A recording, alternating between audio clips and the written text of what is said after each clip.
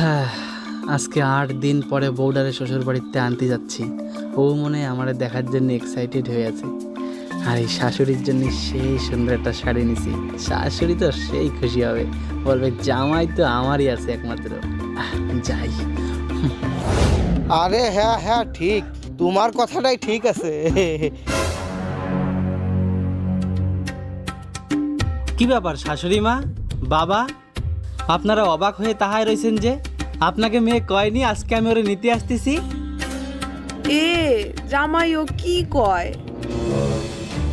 আরে বাবা, মাইয়ে তো 2 দিন আগে তোমার সাথে দার্জিলিং বেড়াতে যাবে বলে চলিয়ে গেছে। ওরে, এই জন্য আমার 2 দিন আগে মনটা কেন ফুরত ফুরত করতেছিল রে। গদির গুড়ায় হাগা আসে না।